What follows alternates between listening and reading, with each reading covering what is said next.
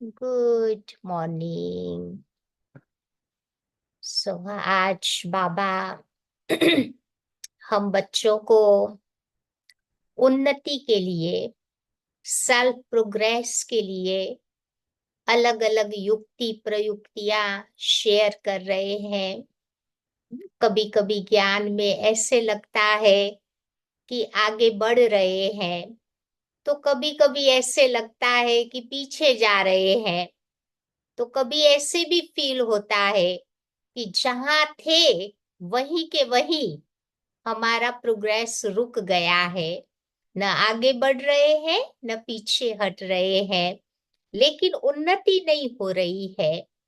तो आज बाबा समझा रहे हैं कि इस जीवन में उन्नति हमारी सदा होती रहे। जैसे कहते हैं ना कि ज्ञान मार्ग में हम इतने समय से चल रहे हैं माना हमारी प्रोग्रेस हो रही है।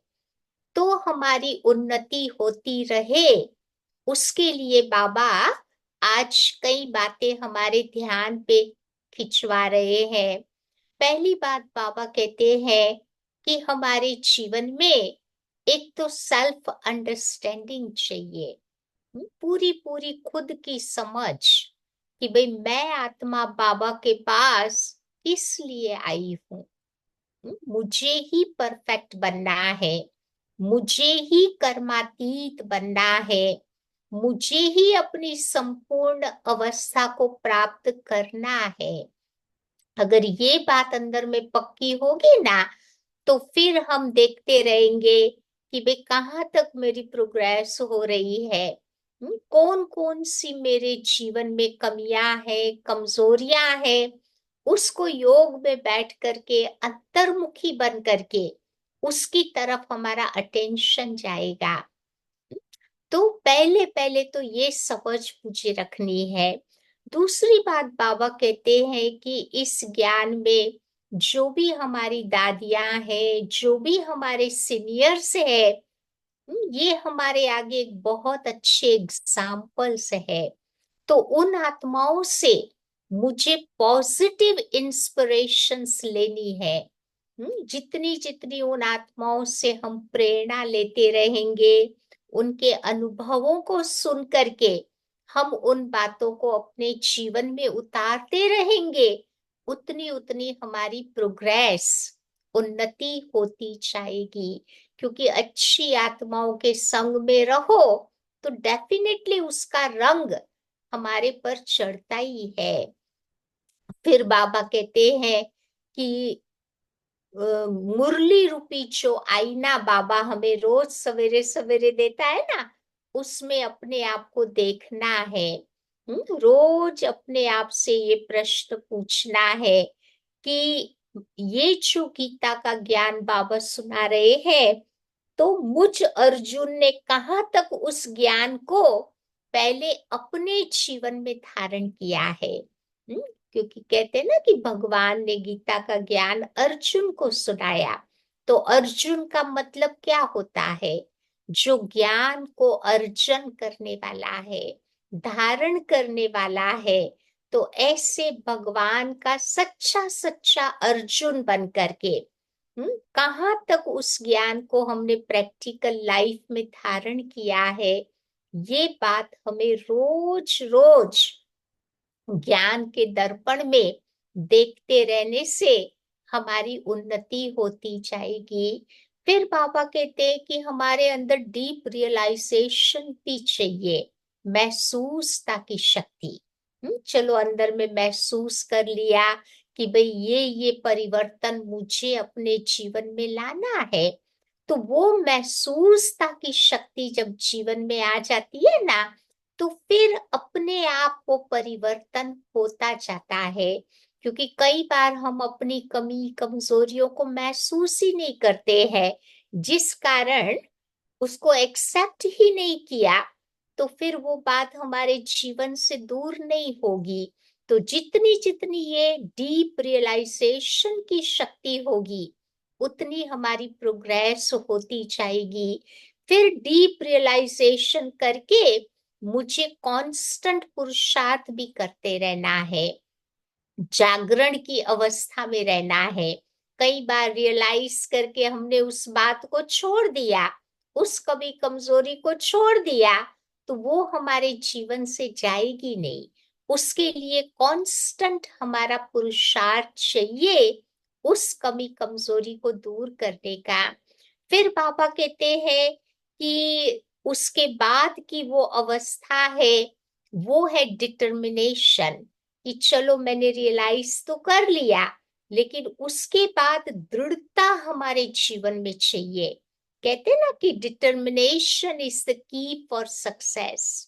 दृढ़ता ही सफलता की चाबी है। भक्ति में भी देखो, हम लोग कितने रिचुअल्स, कर्म कांड वगैरह करते थे, तो दृढ़ता पूर्वक करते थे ना। कहते थे ना, प्राण जाए पर वचन न जाए। तो ऐसी दृढ़ता जब हमारे जीवन में होती है, तो हमारे जीवन में उन्नति होती है, आगे बढ़ते जाते हैं। फिर वो प्लानिंग करनी भी जरूरी है। कई बार हम बड़े बड़े प्लान्स बना लेते हैं, बड़े बड़े पुरुषार्थ के प्रोग्राम्स बना लेते हैं। उससे बाबा कहते अच्छा है कि छोटे छोटे लक्ष्य हम अपने जीवन में रखें, कि चलो एक हफ्ता मैं इस बात के ऊपर पुरुषार्थ करूंगा, फिर हम कितना विजयी बने ये भी देखना है। या कभी 2 दिन 3 दिन के लिए लक्ष्य अपने आप को देवे, कभी एक दिन का लक्ष्य देवे। तो ऐसे छोटे छोटे लक्ष्य बना करके छोटी छोटी विजय, जीत हासिल करने का एक लक्ष्य रखना होगा, तो भी हमारी उन्नति, प्रोग्रेस होती रहेगी। फिर बाबा कहते जब पुरानी बातें कभी कभी आ जाती है, तो पुरानी बातों को, पुराने अनुभवों को, पुरानी स्मृतियों को भूलने के लिए मुझे प्रेजेंट में अपने मन को लगाना पड़ेगा, प्रेजेंट की बातों को याद करना पड़ेगा। तो मेरी पास्ट के बुरे अनुभव जो भी है वो भूलते जाएंगे। उनसे मुझे पाठ पढ़ लेना है, लेकिन उनको बार बार अपने मन में दोहराना नहीं है। फिर बाबा कहते कभी कभी स्वयं के प्रति हमें धर्मराज भी बनना चाहिए। दूसरों पर धर्मराज नहीं बनना है, खुद के पर धर्मराज बन करके खुद की कमी कमजोरियों को निकालने का लक्ष्य रखना है। तो इन सब बातों पर जितना जितना मेरा अटेंशन रहेगा, उतना उतना बाबा कहते ज्ञान मार्ग में हम आगे बढ़ सकेंगे, अपनी उन्नति कर सकेंगे। तो आज बाबा उन्नति के लिए बहुत सारी बातें हम बच्चों के साथ शेयर कर रहे हैं। तो आइए सुनते हैं आज की बाबा की 10 तारीख की मुरली।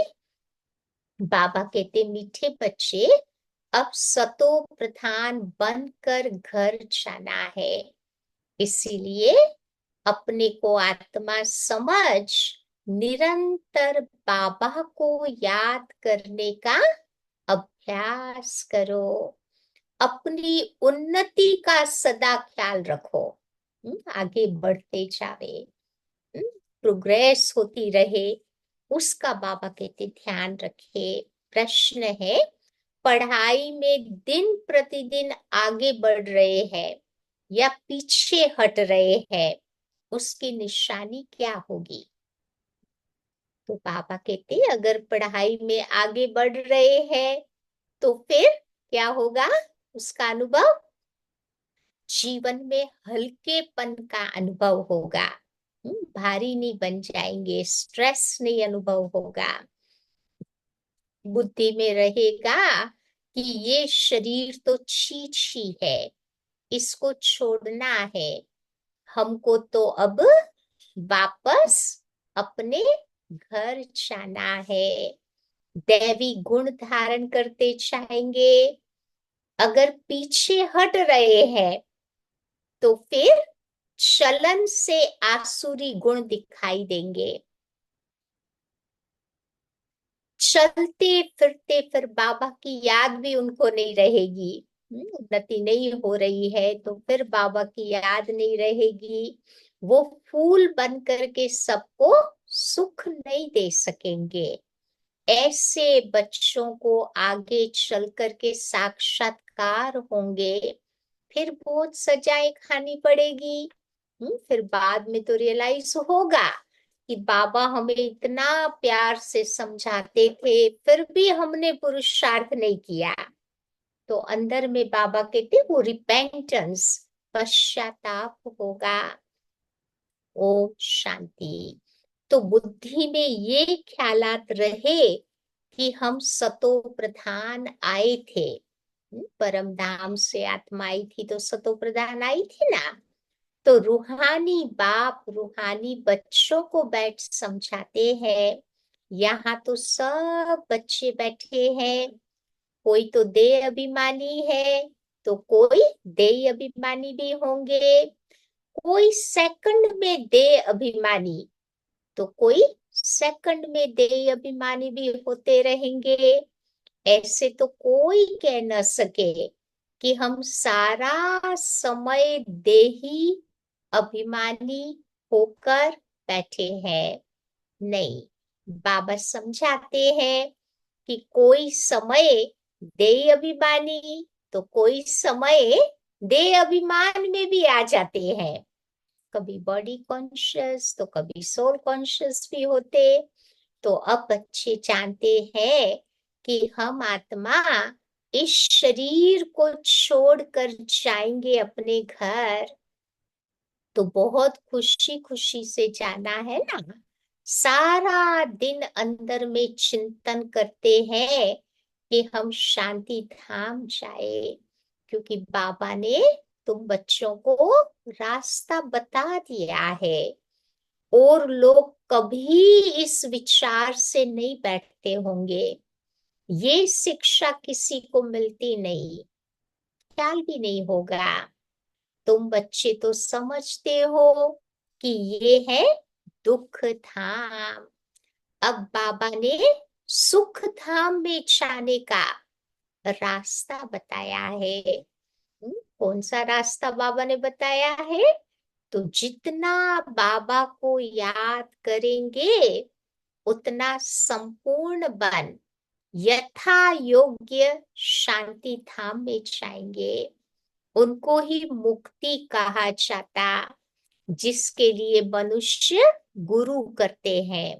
दुनिया में भी मुक्ति प्राप्त करने के लिए कितने गुरु करते हैं, परंतु मनुष्यों को बिल्कुल पता नहीं कि मुक्ति, जीवन मुक्ति क्या चीज है, क्योंकि ये नई नई बातें हैं ना। तुम बच्चे समझते हो, अब हमको वापस घर जाना है। तो बाबा कहते हैं कि याद की यात्रा से पवित्र बनो।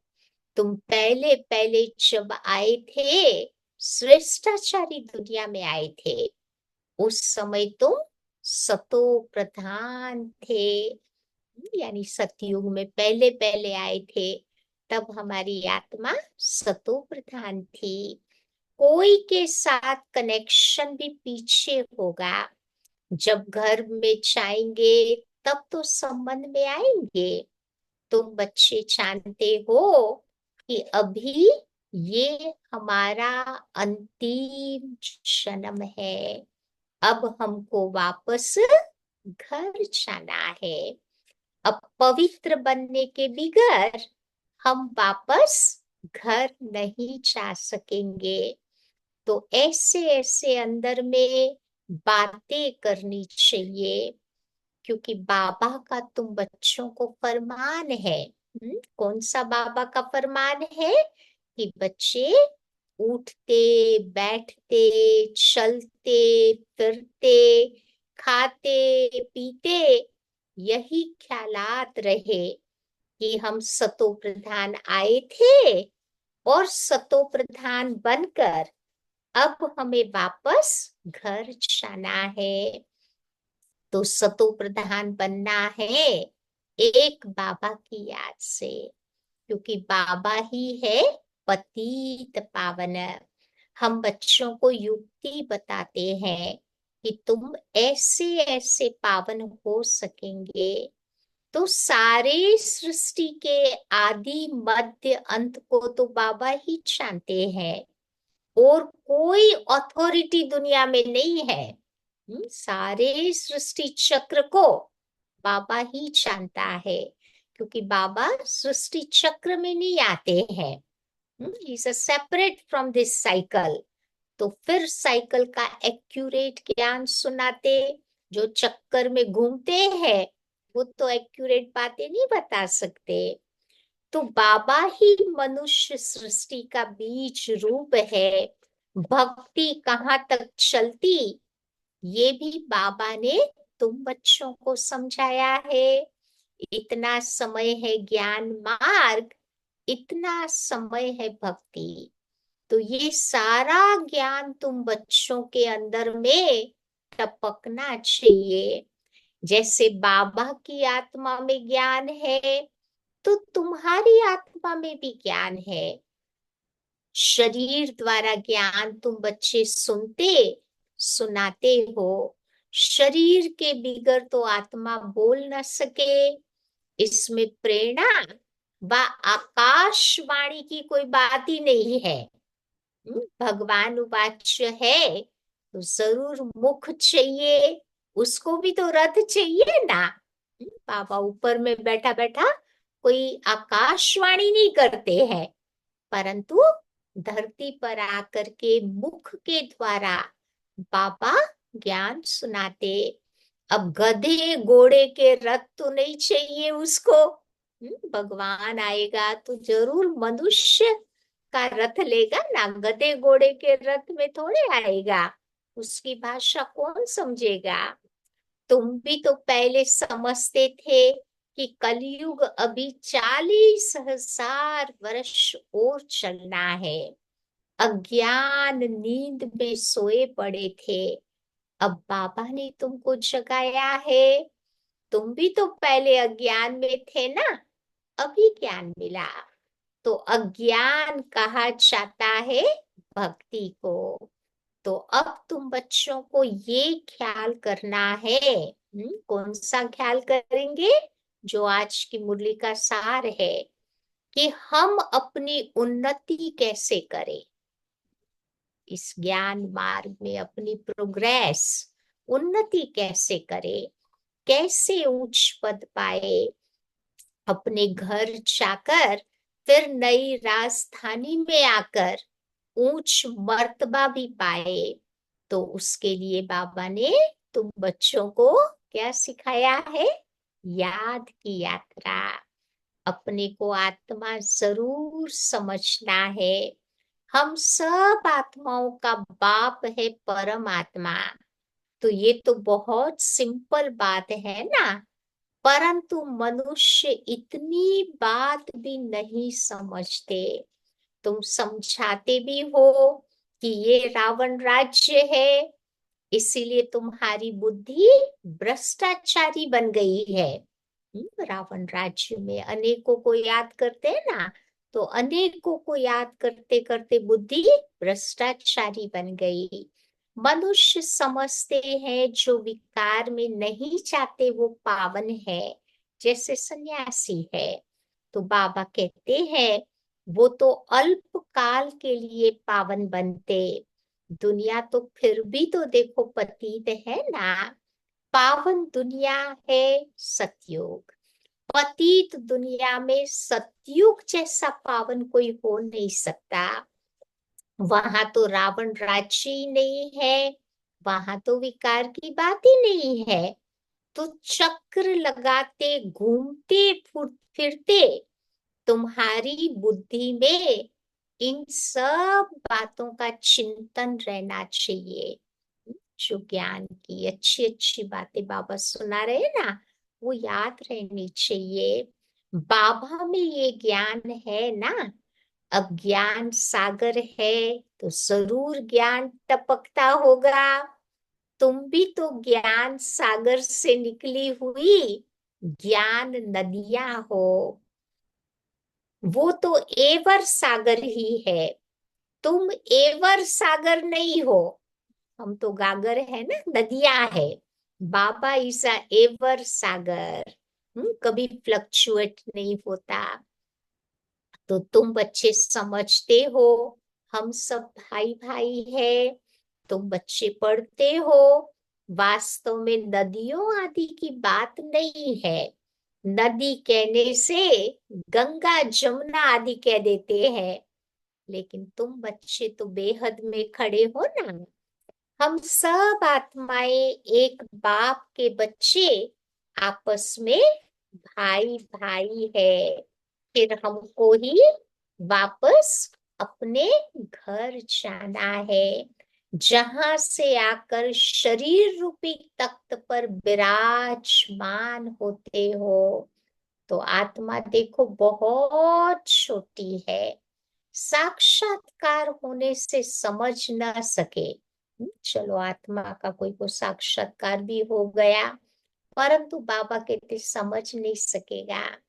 आत्मा निकलती है तो कभी कहते हैं ना माथे से निकली, कभी कहते हैं आंखों से निकली, तो कभी कहते हैं मुख से निकली। आंख खुली हो जाती है, कईयों का मुंह खुला हो जाता है। तो ऐसे दुनिया वाले कहते हैं कि आत्मा ऐसे निकली। तो आत्मा शरीर छोड़ चली जाती है, तो ये शरीर देखो बिल्कुल जड़ हो जाता। 5-6 फुट का ये शरीर आप देखो, जब आत्मा निकल गई तो एकदम जड़ हो जाता। तो ये ज्ञान है ना। तो स्टूडेंट की बुद्धि में सारा दिन पढ़ाई रहती है। लौकिक स्टूडेंट्स की बाबा बात कर रहे हैं, सारा दिन पढ़ाई याद रखेंगे। तो हम भी तो गॉडली स्टूडेंट्स हैं ना। सारा दिन बाबा की ये ज्ञान की बातें बुद्धि में रहनी चाहिए। तुम्हारे में भी सारा दिन पढ़ाई के ख्यालात चलते रहने चाहिए। अच्छे अच्छे स्टूडेंट्स के हाथ में सदैव कोई न कोई किताब रहती है। दुनिया में भी जो अच्छे क्लेवर स्टूडेंट्स होते हैं ना, हमेशा नोट डायरी पेन वो अपने साथ रखते हैं, पढ़ते रहते हैं। तो बाबा भी कहते हैं कि बच्चे ये तुम्हारा अंतिम जन्म है, सारा चक्र लगाकर अंत में आए हो। तो बुद्धि में यही स्मरण रखना चाहिए, ज्ञान को धारण कर फिर औरों को समझाना चाहिए। अब कोई कोई को तो धारणा होती ही नहीं है। स्कूल में भी तो नंबरवार स्टूडेंट्स होते हैं ना, सब्जेक्ट भी बहुत होती है, लेकिन यहाँ पर तो एक ही सब्जेक्ट है। वो उस दुनिया में कितने सब्जेक्ट पढ़ने पड़ते हैं, यहाँ तो एक ही सब्जेक्ट है, देवता बनना है। यही पढ़ाई का चिंतन सारा दिन चलता रहे। बाबा के पास आए हैं ना देवता बनने के लिए, फरिश्ता बनने के लिए। ऐसे नहीं कि पढ़ाई भूल जाए, बाकी और ख्यालात चलते रहे। धंधे वाला होगा तो अपने धंधे के ख्यालात में लगा रहता है। जो बिजनेसमैन होते हैं ना, सारा दिन सोचते रहते हैं कि कौन सा बिजनेस करे, कैसे बिजनेस करे, कैसे अपने बिजनेस को बढ़ाए। तो बाबा कहते हैं कि तुम भी स्टूडेंट्स हो, तो तुम्हारी बुद्धि भी पढ़ाई में लगी रहे। तुम बच्चों को भी अपनी पढ़ाई में रहना है। कल एक निमंत्रण पत्र आया था इंटरनेशनल योग कॉन्फ्रेंस का। पापा के टाइम कहाँ इंटरनेशनल योग कॉन्फ्रेंस होने वाली होगी। तुम उन्हों को लिख सकते हो कि तुम्हारा तो ये है हठ योग, इसकी एम ऑब्जेक्ट क्या है, इससे फायदा क्या होता है। हम तो राजयोग सीख रहे हैं। परम पिता परमात्मा जो ज्ञान का सागर है, वो रचयिता हमको अपना और रचना का ज्ञान सुनाते हैं। अब हमको वापस घर जाना है। तो मन मना भव ये है हमारा मंत्र। हम बाबा को और बाबा के द्वारा जो वर्षा मिलता है उसको याद करते हैं। तुम ये हठ योग आदि करते आए हो, इसकी एम ऑब्जेक्ट क्या है? दुनिया में लोग करते हैं ना हठ योग, तो पूछो कि इसकी एम ऑब्जेक्ट क्या है। हमने तो अपना बताया कि हम ये सीख रहे हैं। तुम्हारे इस हठ योग से तुमको क्या मिलता है? तुमको निमंत्रण आए और तुमको बोले कि आपका एम ऑब्जेक्ट क्या है, तो बोलो कि हमारा एम ऑब्जेक्ट कौन सा है? देवता बनना। बाबा के पास दैवी गुणों को धारण करने के लिए हम आए हैं ना। तो देखो, हमको तो भगवान पढ़ाते हैं, हम सब ब्रदर्स हैं। हम अपने को आत्मा समझते हैं, तो बेहद का बाबा कहते हैं कि अपने को आत्मा समझ, माम एकम याद करो, तो तुम्हारे सारे पाप कट जाएंगे। तो ऐसी ऐसी लिखत बहुत अच्छी तरह से छपा कर रख दो। फिर जहां कहाँ कॉन्फ्रेंस आदि हो वहां भेज दो, तो कहेंगे कि ये तो बहुत अच्छे कायदे की बात सीखते हैं। इस राजयोग से राजाओं का राजा विश्व का मालिक बनते हैं। तो हर 5,000 वर्ष के बाद हम देवता बनते, फिर बाद में देवता से क्या बन जाते? मनुष्य।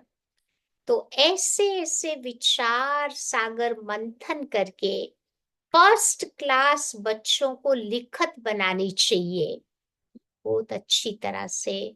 बाबा कहते लोगों को समझाना चाहिए और लिखना भी चाहिए अच्छी अच्छी बातें।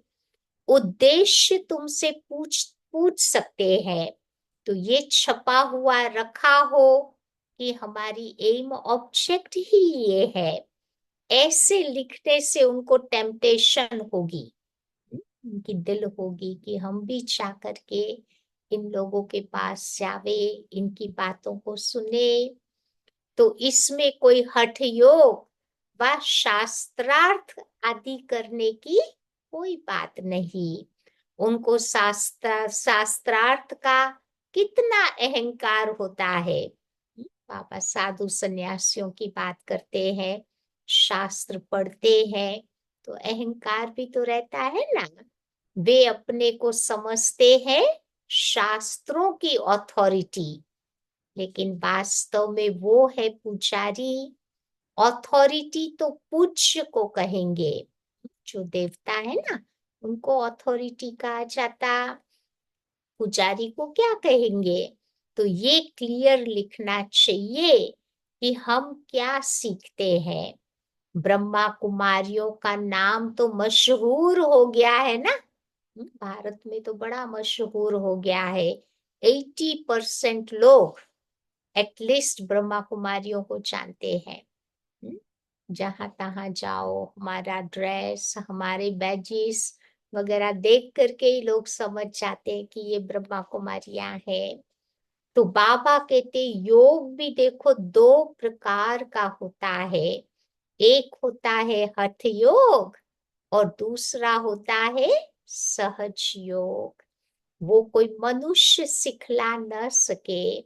राजयोग केवल एक परमात्मा ही बैठ तुम बच्चों को सिखलाते हैं। बाकी तो अनेक प्रकार के योग है मनुष्य के मत पर। वहां देवताओं को तो किसी के भी मत की दरकार नहीं है, क्योंकि वर्षा लिया हुआ है।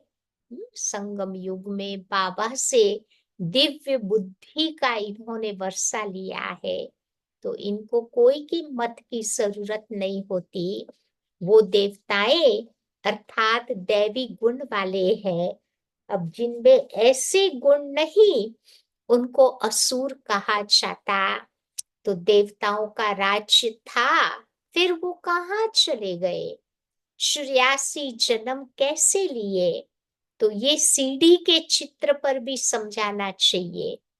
हमारा सीडी का चित्र है ना, 84 जन्मों की कहानी, उस पर बाबा कहते समझाओ।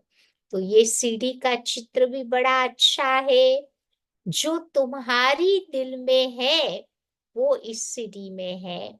तो सारा मदार हो जाता है किसके पर?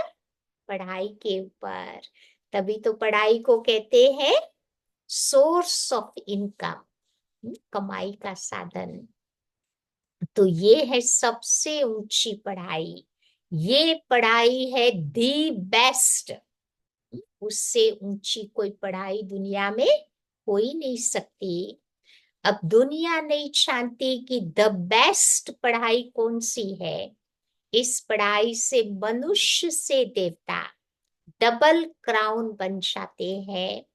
अभी तुम डबल सरताज बनने का पुरुषार्थ कर रहे हो। पढ़ाई एक ही है, फिर देखो कोई क्या बनता तो कोई क्या बनता। वंडर है ना। पढ़ाने वाला एक, पढ़ाई एक, परंतु उस पढ़ाई को धारण करने वाले बाबा के बच्चे नंबरवार होते। तो बाबा कहते एक ही पढ़ाई से पूरी राजधानी स्थापन हो जाती। तो राजा भी बनते, रंक भी बनते। बाकी वहां दुख की कोई बात नहीं, स्टेटस में खाली फर्क होगा। बाकी बाबा कहते वहां दुख की बात नहीं होती। मर्तबे तो वहां पर भी होते हैं ना। यहाँ भी अनेक प्रकार के देखो दुख है।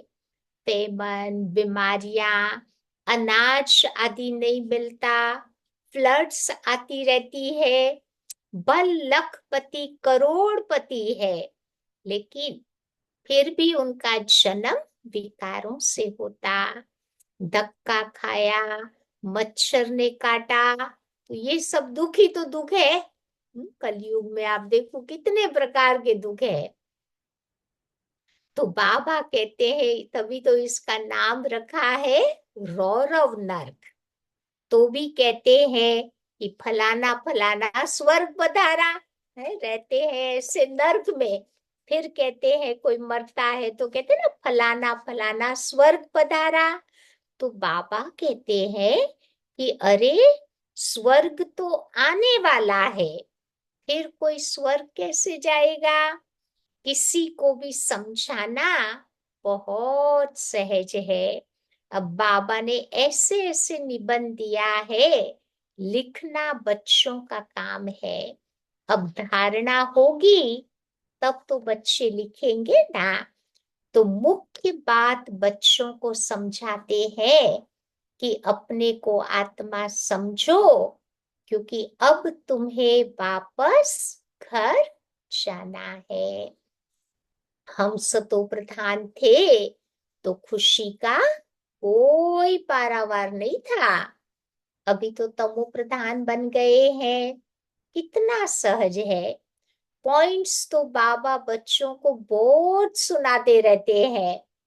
तो अच्छी रीति बैठ समझाना है। नहीं मानते हैं तो समझा जाता है कि ये हमारे कुल का नहीं है। जो बाबा कहते हैं हमारे कुल का होगा ना, उसकी बुद्धि में ज्ञान जल्दी बैठ जाएगा। तो बाबा कहते पढ़ाई में दिन प्रतिदिन तुम्हें आगे बढ़ना है, पीछे थोड़ी हटना है। हमारी उन्नति होती रहे, अवनति नहीं होती रहे, पीछे नहीं हटना है। दैवी गुणों के बदले आसुरी गुण धारण करना, ये तो पीछे हटना हो गया ना। तो बाबा कहते हैं कि बच्चे इन विकारों को अब छोड़ते रहो, दैवी गुण को धारण करते रहो। तुम्हें बहुत हल्का रहना है, लाइट बन के रहना है। ये शरीर भी देखो छी छी है, तमो प्रधान है ना, उसको भी छोड़ना है। हमको तो जाना है अपने घर। अब बाबा को याद नहीं करेंगे तो फिर गुल नहीं बनेंगे, फ्लावर जैसा नहीं बन पाएंगे। फिर बहुत सजाएं खाएंगे। आगे चल करके तुमको साक्षात्कार होंगे, पूछेंगे कि तुमने क्या सर्विस की। अब तुम बच्चे तो कभी कोर्ट में नहीं गए हो, लेकिन इस बाबा ने तो सब कुछ देखा हुआ है। कैसे ये लोग चोरों को पकड़ते हैं, फिर उनके पर केस चलते हैं, तो वहां भी तुमको सब साक्षात्कार कराते रहेंगे। फिर सजा खा करके पाई पैसे का पद पालेंगे। फिर बाबा कहते छोटा मोटा पद पा लिया तो अच्छी बात नहीं है ना। अब टीचर को तो रहम आता है कि ये कहीं नापास हो जाएंगे। ये बाबा को याद करने की सब्जेक्ट सबसे अच्छी सब्जेक्ट है, जिससे तुम्हारे पाप कटते जाएंगे। तो बाबा बैठ हमको पढ़ाते हैं, तो यही स्मरण करते चक्र लगाते रहना चाहिए। स्टूडेंट टीचर को भी याद करते हैं, तो उनकी बुद्धि में सदैव पढ़ाई रहती है। लौकिक स्टूडेंट की बाबा बात करते हैं, उनकी बुद्धि में पढ़ाई सदैव याद रहती है। कभी भी पढ़ाई को वो मिस नहीं करते हैं। टीचर से योग भी उनका जरूर होगा। तो ये बुद्धि में रहना चाहिए कि हम सब भाइयों का टीचर एक ही है, और वो है सुप्रीम टीचर। तो आगे चल करके बहुतों को मालूम पड़ेगा। फिर जैसे जैसे समय आएगा ना, तो बाबा की प्रत्यक्षता होगी। फिर बहुतों को पता चल जाएगा कि भगवान आया धरती पर। फिर क्या कहेंगे, अहो प्रभु, तेरी लीला अपरंपार है कि हे भगवान, आप धरती पर आए भी सही और चले भी गए। तो महिमा करके मरेंगे, परंतु प्राप्त कुछ भी नहीं कर सकेंगे। दे अभिमान आने से ही उल्टे काम करते हैं। देह अभिमानी होने से अच्छा काम करेंगे। तो बाबा कहते हैं कि बच्चे, अब तुम्हारी वानप्रस्थ अवस्था है, अब वापस जाना ही पड़ेगा। हिसाब किताब चुकतू करके सबको जाना है। ऐसे घर तो जा नहीं पाएंगे। उसके लिए जो भी कर्म के हिसाब किताब है, वो चुकतू करना पड़े, चाहे व न चाहे, लेकिन जाना जरूर है। कोई बाबा के बच्चे प्यार से बाबा को याद करता करता जाएगा, तो कोई फिर मार से पनिशमेंट भुगत करके फिर वो जाएगा। लेकिन जाना जरूर है। एक दिन ऐसा भी आएगा जो दुनिया बहुत खाली हो जाएगी, सिर्फ भारत ही रहेगा। आधा कल्प सिर्फ भारत ही होगा, तो कितनी दुनिया खाली हो जाएगी। इमेजिन करो, आज कितना पॉपुलेशन है? फिर बाबा कहते खाली 9 लाख सतयुग की संख्या, त्रेता आते आते 33 करोड़। तो कितनी खाली हो जाएगी ना दुनिया। तो ऐसा ख्याल कोई की बुद्धि में नहीं होगा सिवाय तुम्हारे। फिर तो तुम्हारा कोई दुश्मन ही नहीं होगा। दुश्मन आते हैं क्यों? दुनिया में भी देखो क्यों दुश्मन आते हैं। तो बाबा कहते वो धन के पिछाड़ी आते हैं। भारत में इतने मुसलमान और अंग्रेज क्यों आए? भारत में पहले मुसलमानों ने आकर के भारत को खाली किया। फिर थोड़ा कुछ बचा तो अंग्रेज आके ले गए। तो बाबा कहते इतने मुसलमान अंग्रेज क्यों आए? क्योंकि भारत में पैसा देखा, पैसे बहुत थे, अब नहीं है तो अब और कोई नहीं है, पैसे खाली करके ले गए। अब मनुष्य इन बातों को नहीं जानते। बाबा कहते हैं कि पैसा तो तुमने आप ही खत्म कर दिया, ड्रामा प्लेन अनुसार। तुम्हें निश्चय है कि हम बेहद के बाबा के पास आए हैं। कभी किसी के ख्याल में नहीं होगा कि ये ईश्वरीय परिवार है। अच्छा, मीठे मीठे सिखलधे बच्चों प्रति माता पिता बाप दादा का याद प्यार और गुड मॉर्निंग। रूहानी बाप की रूहानी बच्चों को नमस्ते, और रूहानी बच्चों की रूहानी बाप को नमस्ते। फिर आज की धारणा की बातें हैं। पहली बात बाबा सुना रहे हैं कि चलते फिरते बुद्धि में पढ़ाई का चिंतन करना है। कोई भी कार्य करते बुद्धि में सदा ज्ञान टपकता रहे। हमारी बुद्धि में ज्ञान की बातें बाबा कहते याद आती रहे। ये द बेस्ट पढ़ाई है, जिसे पढ़ करके क्या बन जाते हैं? डबल क्राउन देवता बन जाते। दूसरी बात, अभ्यास करना है कि हम आत्मा भाई भाई है। देह अभिमान में आने से उल्टे काम होते हैं, इसलिए जितना हो सके देही अभिमानी बनना है। बॉडी कॉन्शियस में आते हैं ना तो गलत काम हो जाता। इसीलिए बाबा कहते प्रैक्टिस करो देही अभिमानी बनने की।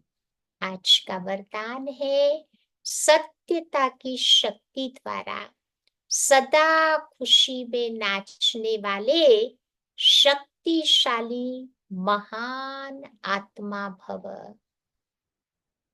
कहा जाता है ना, सच तो बीठो नच। जो सच्चा होता है वो सदा खुशी में नाचता रहता। सच्चा अर्थात सत्यता की शक्ति वाला सदा नाचता रहेगा। वो कभी भी मुरझाएगा नहीं, कभी भी उलझेगा नहीं, कभी भी घबराएगा नहीं और कमजोर नहीं होगा। समझा? जिनके पास सत्यता की शक्ति है वो कभी मुरझाएगा, उलझेगा, घबराएगा या कमजोर नहीं होगा। वो सदा खुशी में नाचता रहेगा। शक्तिशाली वो होगा, उसमें सामना करने की शक्ति होगी। सत्यता कभी हिलती नहीं है, अचल होती है। तभी तो कहते हैं ना कि सत्य की नाव डोलती है लेकिन डूबती नहीं। उसके आगे परीक्षाएं बहुत आएगी, नाव को बहुत हिलाएगी, लेकिन बाबा कहते उसकी नाव कभी डूबती नहीं, क्योंकि उसका खिवैया भगवान खुद है। तो सत्यता की शक्ति को धारण करने वाली आत्मा ही महान आत्मा है। आज का स्लोगन है, व्यस्त मन बुद्धि को सेकंड में स्टॉप कर लेना ही सर्वश्रेष्ठ अभ्यास है।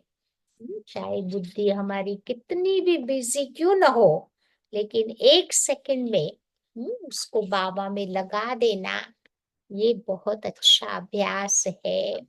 आज की अव्यक्ति पॉइंट है, कोई देहधारी दृष्टि से आपके सामने आए तो आप एक सेकंड में उनकी दृष्टि को आत्मिक दृष्टि में परिवर्तित कर दो। जितनी हमारी ऊंची स्थिति होगी उसकी बाबा कहते अफेक्ट उस आत्मा पर पड़ेगी।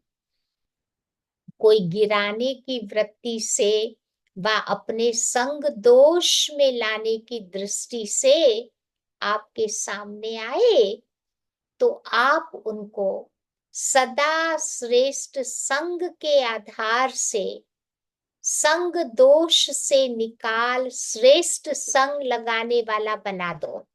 यही है परोपकार की भावना। हम्म, हमारे संग से बाबा कहते उसको जो बुरा संग लगा हुआ है उससे हम उसको मुक्त कर सकते हैं। समझा? तो ये थी आज की बाबा की मुरली। आज क्या याद रखेंगे? सारा टाइम हमारी उन्नति होती रहे, आगे बढ़ते रहे और गॉडली स्टूडेंट्स बनकर के पढ़ाई को सारा दिन याद रखेंगे तो हमारी उन्नति होती रहेगी। समझा?